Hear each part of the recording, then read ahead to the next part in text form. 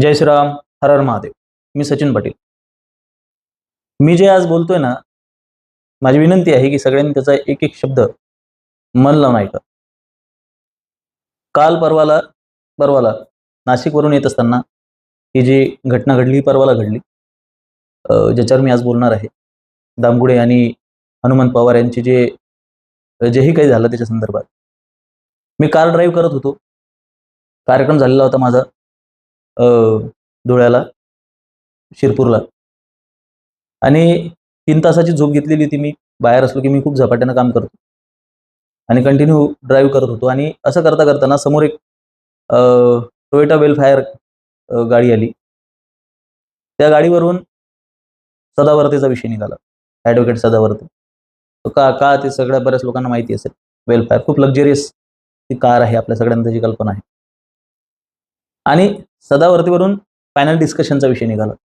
Panel डिस्कशनवरून Sadavarte आणि तुषार दामगुडे यांचं discussion, त्याच्यावरून तुषारचा पर्टिक्युलर विषय निघाला. आणि बऱ्याच वेळपर्यंत मी त्या तुषार दामगुडे यांच्या अग्रेशनवर मी बोलत होतो की जेव्हा एक राग येतो त्यांना, तेव्हा ते समोरच्याला खूप लपेटतात, खूप शाब्दिक. आणि पॅनल डिस्कशनवर सुद्धा आम्ही खूप बोलत होतो.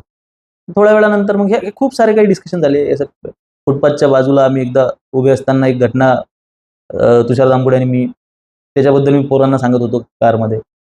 आणि एका ठिकाणी थांबल्यानंतर काय ना, मोबाईल कोणाला बघायला वेळ मिळत नव्हता, कारण की मी बोलतोय, गाडी सगळे आहेत, तर मग ते डिस्कशनच चालतं.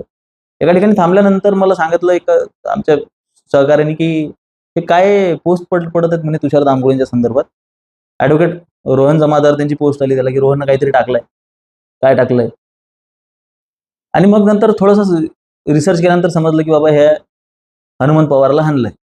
नंतर तो व्हिडिओ बघितला. खूप आश्चर्य वाटलं सगळ्यांना की आपण याच विषयावर डिस्कस करत होतो नेमकं, आणि हाच विषय समोर आला.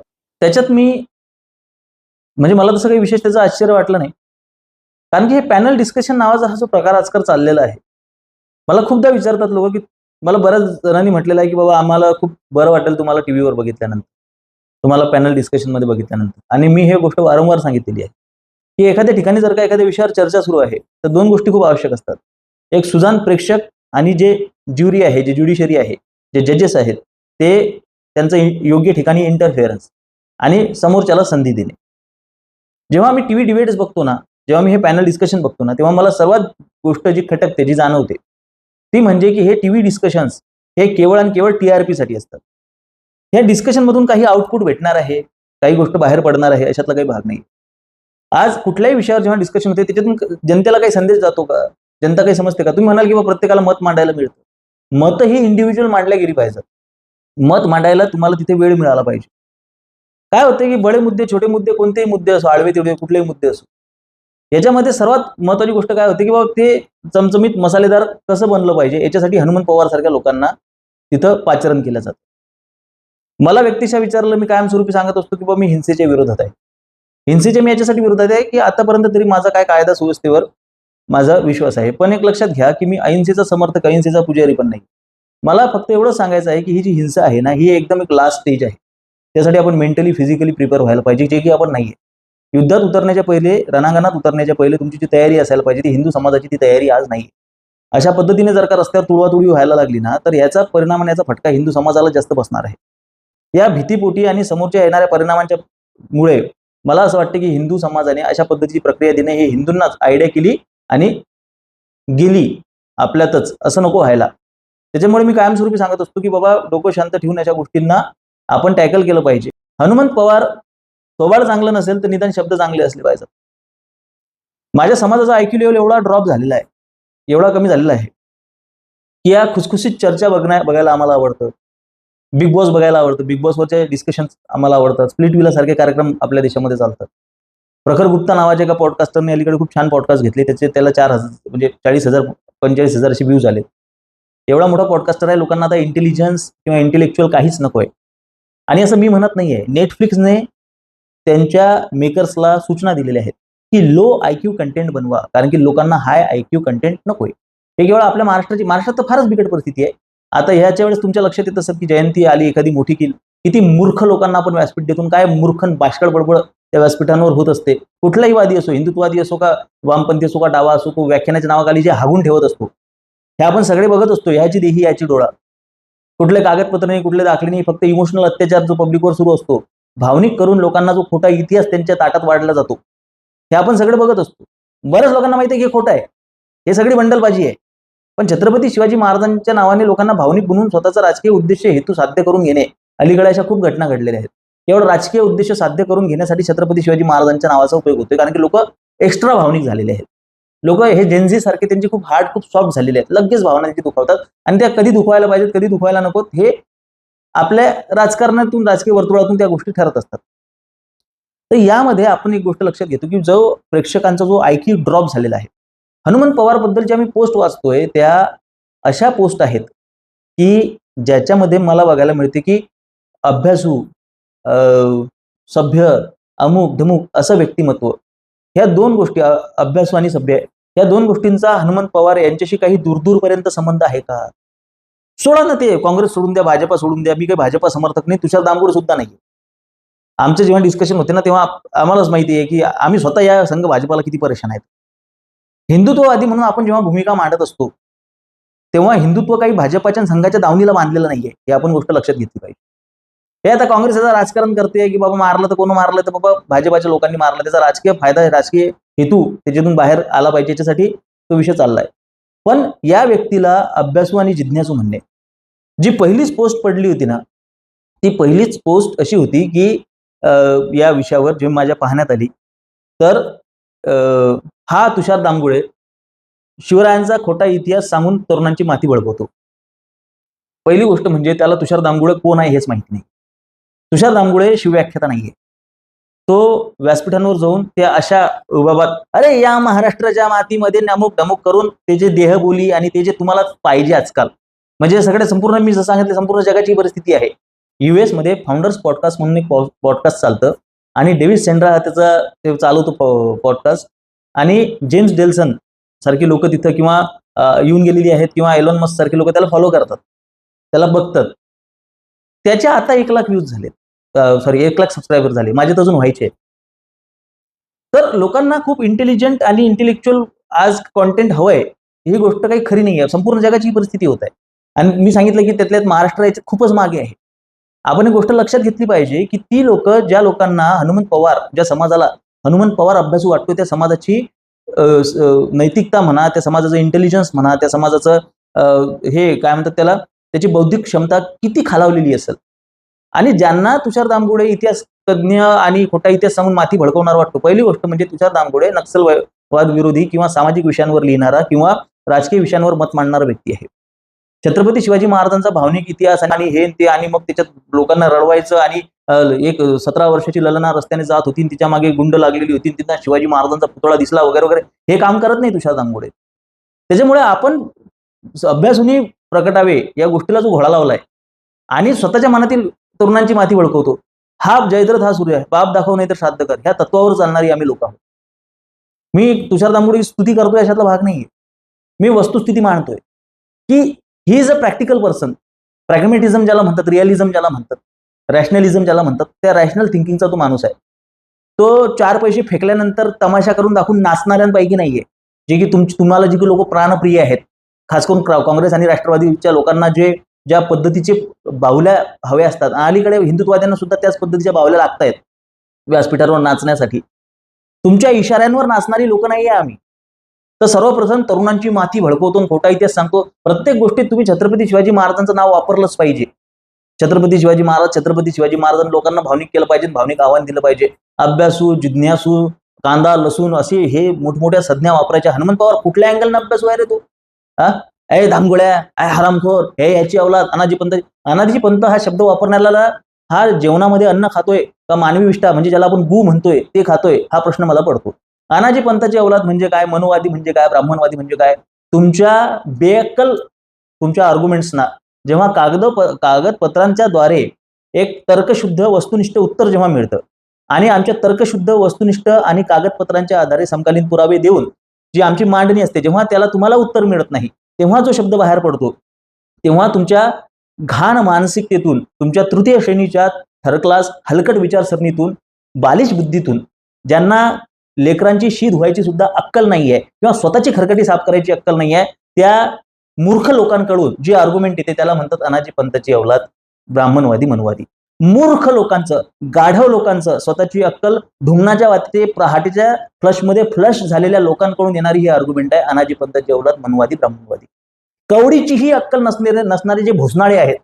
अरे जे लोक स्वतःला गांधीवादी म्हणतात, आम्ही गांधीवादी आहे, मी त्या कोपरानं बैल बसवतो, हातापायच्या काळ्या ढुंगणाच्या पत्रवाड्या आहेत आपल्या गप्पा किती मोठ्या मोठ्या आहेत. काय दिलंय ईश्वरानं आपल्याला? फक्त काँग्रेसचं प्रवक्तेपद. त्याच्या भरोशावर आपण जे बडी बडी बातें भिकमांगे खाते, ही जी आपली परिस्थिती झालेली आहे. महाराजांच्या त्या लाल महालातला पुतळा हटवणारे, गडकरीचा पुतळा पाडणारे सुद्धा गांधीगिरीच्या गप्पा करून याच्या बाजूने पोस्ट टाकताना मला दिसतात. फार आनंद, म्हणजे आश्चर्याची गोष्ट आहे. आणि हल्ला काय असतो रे हल्ला? बंदुकीचा धाक दाखवला. अबे बंदूक त्याला गव्हर्नमेंटनं, त्याला पोलिसांनी प्रोव्हाइड केलेली आहे. कशासाठी केलेली आहे? नक्षलवादाच्या विरोधात काम करतो, धमकी येतात तशा पद्धतीच्या म्हणून. बंदुकीचा धाक, माझ्या त्या पिस्तुलीचं काय कौतुक सांगताय तुम्ही? मला सुद्धा काय 7-8 दिवसांपूर्वी पोरांनी म्हटलं होतं पोलीस प्रोटेक्शन किंवा फायर आणि पोलीस प्रोटेक्शन म्हणजे ते घरची सोडून बाहेरच्या मागे धावण्यासारखं आहे. तिचे लाल वेगवेगळे पुरवायचे असतात. आता बघा, पहिली पिस्तूल जप्त झाली, पहिलं फायर आर्म जप्त होतं तुमचं, काही करा अथवा नका करू, ते फक्त झुंझुना दिलेला असतं तुमचा, त्याचा काय उपयोग आहे मला अजून समजत नाही. ती काढून डोक्याला लावली असती तर गोष्ट वेगळी आहे. पिस्तुलीचा धाक दाखवला, अरे त्याने शब्द तरी वापरलाय का तू? आणि हनुमंत पवार काय पिस्तुलाला घाबरलाय काय? पहिलेच त्याच्या कानाखाली खाडकन बसली, मग मी हात उचल. अरे तुला शिव्या द्यायला हिंसेची व्याख्या, हिंसेची काय व्याख्या असते? तुम्ही समोरच्याला आई बहिणीवरून शिव्या देताय, तुम्ही याची अवलाद त्याची. आता त्याने तुषार धामगुडेंनी जे त्या सपकाळांच्या अवलादी, म्हणजे तो एक लक्षात घ्या, ती एक फ्रेज आहे, ह्याच्यासारख्या अवलादींनी, त्याच्यासारख्या अवलादींनी. आणि खरोखर सपकाळाच्या अवलादींनी शब्द वापरला तर काय गैर झालंय? छत्रपती शिवाजी महाराजांसोबत तू टिपू सुलतानची तुलना करतोयस, ते शिवप्रेमांची भावना आहे. पण तू जे पर्सनल झालायस तुषार दामगुडे सोबत, आणि दामगुडे अनाजी पंथाची अवलाद, आणि तू शिवीगाळ करतोय, ही हिंसा नाही आहे का? आणि मग कानाखाली बसल्यानंतर तुला हिंसा आठवली. महत्वाचा विषय असा आहे की बरेच जण हे जे समर्थन करतायत आपल्या यांचं, हनुमंत पवार यांचं, हे समर्थक पुढे येऊन हे बाया माणसं सगळी लोक त्याला म्हणतात की बाबा हा जो भ्याड हल्ला आहे, 6-7 लोक जमलेली होती आणि मर्दाला घेरलंय आणि वाघाला घेरलंय गिधाडांनी आणि हिजड्यासारखा हल्ला झालाय. एक लक्षात घ्या की माझ्यावर जेव्हा हल्ला झाला होता ना, तेव्हा बोलण्याच्या ओघात ते भ्याड हल्ला इतकं तोंडात बसलेलं आहे, मी एखाद्या वेळेस भ्याड हल्ला शब्द वापरला. पण मी यापूर्वी सुद्धा बोललेलो आहे माझ्या 1-2 व्याख्यानांमध्ये की हल्ला कधीच भ्याड नसतो. हे माझं वाक्य आहे, लक्षात घ्या. हल्ला हा हल्ला असतो. तुम्ही काही अशी अपेक्षा करताय का की तुषार दामगुडेंनी असे शर्टाचे बटणं खोलत तिथे यायचं ना, आजा किती आहे तू ये आणि 1 on 1 खेळू आपण? अरे बाबा, हे कलियुग आहे, इथे याच पद्धतीने अशाच पद्धतीने मारामाऱ्या होत असतात, अशाच पद्धतीने पकडतात आणि चोपतात. पहिली गोष्ट. दुसरी गोष्ट म्हणजे भ्याड हल्ला कशाला म्हणतात? तुम्हाला बोलावण्यात येतंय प्रेमानं, तुमच्या पाठीमागे शस्त्र घेऊन सशस्त्र उभी आहेत लोक, तुमचं लक्ष नाही आहे, तुम्हाला सेकंड करण्यासाठी हात दिला जातो, हात पकडून धरला जातो, डोक्यावर वार केला जातो. पहिला हे माझ्यासोबत घडलेलं आहे. किंवा एखाद्या व्यक्तीला घरी बोलावलं जातं पोलिसांच्या मार्फत, आणि घरी पोलिसांच्या मार्फत बोलून पोलिसांच्या हातूनच मारहाण केल्या जाते, बंगल्यावर नेऊन, जे जितेंद्र आव्हाडांनी केले अनंत कर्मुस यांच्यासोबत. याला भ्याड हल्ला म्हणतात. रात्रीच्या अंधारात पुतळे पाडणे असो, किंवा एखाद्या इन्स्टिट्यूशनवर 70-72 लोकांनी जाऊन हल्ला करणं असो, किंवा एखाद्या व्यक्तीला गाठून त्याच्या तोंडाला काळं फासणं असो, किंवा एखाद्या रिटायर्ड व्यक्तीला जाऊन मारहाण करणे असो, एखाद्या महिलेच्या मार्फत एखाद्या वडिलांच्या वयाच्या व्यक्तीला जाऊन मारहाण करणे असो, या गोष्टींना भ्याडपणा म्हणतात. अशा गोष्टींना भ्याड हल्ले म्हणतात. भ्याड हल्ला हा शब्द तुम्ही वापरावा, याच्यापेक्षा मोठी विटंबना कोणती नाहीये. तुमच्या ह्या ज्या मर्दुमकीच्या गप्पा आहेत आणि तुमच्या ह्या ज्या भाषा आहेत ना की बाबा भ्याड हल्ला केलाय, सर्वात आधी हा विचार करावा की तुम्हाला भ्याड हल्ला हा शब्द वापरण्याचा नैतिक अधिकार आहे का? सर्वप्रथम तुम्ही एक गोष्ट लक्षात घ्या की हिंसेमध्ये जर का आपण विचार केला की इन्स्टिगेट करणारे, प्रवृत्त करणारे अशा हल्ल्यांना, त्या प्रवृत्त करणाऱ्यांच्या विरोधामध्ये आपण काय कारवाई करू शकतो? तुम्ही म्हणताय की तुमच्यावर भ्याड हल्ला झाला, पण ज्या लोकांनी प्रवृत्त केलं, मी जेव्हा तिथे भाषण दिलं होतं, जेव्हा माझ्यावर हल्ला झाला, तेव्हा मी फक्त कागदपत्रामध्ये ज्या गोष्टीचा उल्लेख आहे, कशा पद्धतीने पुरुषोत्तम खेडेकर यांनी शिवरायांच्या बदनामीची केंद्र या पुस्तकामध्ये काय काय लिहिलेलं आहे, फक्त याचा उल्लेख केला होता. तिथे कुठेही कोणालाही शिवीगाळ केलेली नव्हती, त्याची कुठली व्हिडिओ क्लिप किंवा काही यांच्याकडे नाही आहे, तरी सुद्धा यांनी हल्ला केला. पण इथे व्यक्तिगत पर्सनल टीका करून इन्स्टिगेट करणार आहेत. या सगळ्या टीव्ही चॅनल्सवाल्यांनी लक्षात ठेवलं पाहिजे, प्रशासनाने लक्षात ठेवलं पाहिजे की तुम्ही प्रतिक्रिया देणाऱ्यांवर जेव्हा कारवाई करता, एखाद्या ह्या जे महापुरुषांचा अपमान वगैरे ह्या जे समाजात ह्या घटना घडत आहेत, त्या का घडत आहेत, या प्रतिक्रिया देणाऱ्यांवर तुम्ही ज्या पद्धतीने कारवाई करतात, तर ते प्रतिक्रिया देण्यासाठी भाग पाडणारी जी वृत्ती आहे, जी प्रवृत्ती आहे, जी प्रवृत्त करते, जी इन्स्टिगेट करते असं कृत्य करण्यासाठी ज्या लोकांना तुम्ही प्रवृत्त करता, कारण की अशा पद्धतीने पोलीस प्रशासनाकडे जाऊन जर का तुम्ही तक्रार केली तर तुम्हाला कुठल्याही पद्धतीची त्यांच्याकडून प्रतिक्रिया मिळणार नाही.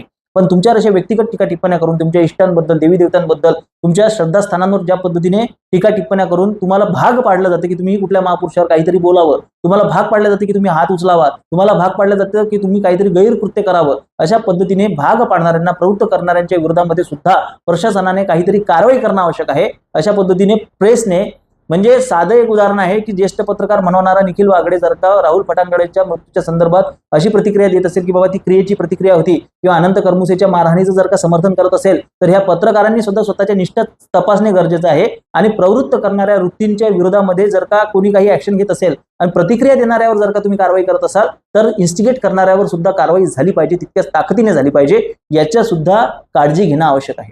हल्ला जे तुम्ही हल्ला करताय, हल्ला झाला होता तो माझ्यावर झाला होता, रक्तबंबाळ होतो मी, खालपासून वरपर्यंत पूर्ण रक्तानं भिजलेला होतो. अनंत करमुसेंवर झाला होता त्याला हल्ला म्हणतात, बंगल्यावर मारहाणीला हल्ला म्हणतात. आणि अशा गोष्टींचं समर्थन करणारे निखिल वागडे सारखे पत्रकार स्वतःला ज्येष्ठ पत्रकार म्हणतात. या कल्चरमधले तुम्ही जन्माला आले, तुम्ही पुतळे पाडण्याचं राजकारण केलंय, तुम्ही भांडारकर फोडण्याचं राजकारण केलंय, तुम्ही लोकांना मारहाण करण्याचं राजकारण केलंय, रिटायर्ड आर्मी ऑफिसर्सला तुम्ही मारलेला आहे, कोणाचा डोळा फोडलेला आहे, कोणत्या ज्येष्ठ नागरिकांवर तुमच्या लोकांनी, महिलांनी जाऊन हात उचललेले आहेत, बापाच्या वयाच्या माणसावरला तुम्ही मारहाण केलेली आहे, आणि खळखट्याच्या नावाने तुम्ही रस्त्यावर उतरून लोकांना मारता, याला मारता, त्याला मारता. प्रत्येक वेळी तुम्ही त्या याला जेव्हा मारलं होतं Z+ सिक्युरिटीमध्ये, किरीट सोमय्यांना जेव्हा मारलं होतं, तेव्हा सगळेजण मजा घेत होते. नामदेव जाधव यांच्या चेहऱ्यावर जेव्हा काळं फासलं तेव्हा सगळेजण गंमत घेत होते. आणि अशा कित्येक घटना आजपर्यंत भाजपा समर्थकांना, कित्येक लोकांना मारहाण झालेली आहे. आणि त्या मारहाणीच्या झाल्यानंतर भाजपा, कुठलाही हिंदुत्ववादी पक्ष असो, हिंदुत्वाच्या बाजूला जो पक्ष असतो, भाजपा असो किंवा भाजपाचे मित्र पक्ष असो, ते कुठल्याही पद्धतीची रिॲक्शन याच्यावर देताना मला कधीच दिसलं नाही. ते डायरेक्ट मार खाल्ल्यानंतर हात वर करतात, तर मार दिल्यानंतर कुठे ते सोबत उभे राहणार आहेत. आणि सर्वात महत्वाची गोष्ट ही पर्सनल टीकेला उत्तर होतं, हे आपण लक्षात घेतलं पाहिजे. Give respect, take respect. अशा पद्धतीने जर तुम्ही भाषा वापरत असाल तर समोरच्याचा नाईलाज ठरतो ना. कारण की पोलीस प्रशासन अशा पद्धतीच्या तक्रारी सुद्धा घेत नाही. म्हणजे आम्हाला काही अस्तित्व आहे का नाही, एखाद्या जातीचा उल्लेख केल्यानंतर तुमचं आयुष्य बर्बाद होईल अशा पद्धतीच्या केसेस तुमच्यावर लागतात. पण एक सामान्य समजा सवर्ण वर्गातून येत असलेला एखादा सामान्य व्यक्ती, त्याला काही अस्मिता आहे का नाही, त्याला काही स्वाभिमान अभिमान आहे का नाही, त्याने शिव्या काय ऐकून घ्याव्यात. अशी घाण भाषा आणि अशा पर्सनल टीका टिप्पण्या करून शिवीगाळ करतायत समोरच्याला, आणि मूर्खासारखी. बरं ठीक आहे, ए भाळका उचल गप्प बस, इथपर्यंत ठीक आहे रे. तू लेका लहान लेकरं ते गोट्या खेळताना ज्या पद्धतीनं रिॲक्ट करतात, ज्या पद्धतीनं उड्या मारतात, ज्या पद्धतीनं तू तशा पद्धती या अशा व्यक्तीला हा समाज अभ्यासू म्हणतोय. मला दया येते या समाजाची. त्याच्या बाजूने ज्या पद्धतीने स्त्रिया, पुरुष, अमुक धमुक तमुक उभे राहतात, आणि एक अभ्यासू व्यक्तिमत्व, लढवय्या व्यक्तिमत्व, गांधीवादी व्यक्तिमत्व, आणि तो बेशर्मासारखा म्हणतो मी खोब्यानं ते कोपर मारून बैल बसवतो अमुक, आणि तुम्ही माझा धन्यवाद द्यायला पाहिजे, मी बुक्की मारली नाही. अरे का उपकार केले का? बुक्की मारली असतील आता खाल्ले असते. आणि लोक त्याला वा दादा वा, वा ताई वा, अशी जमात सगळीकडे जे आहे, स्वतःच्या अकला जे वापरत नाहीत, निर्बुद्ध लोक, ज्यांनी अशा हनुमंत पवार सारख्या लोकांना हिरो बनवलेला आहे. लाज वाटली पाहिजे आपल्याला.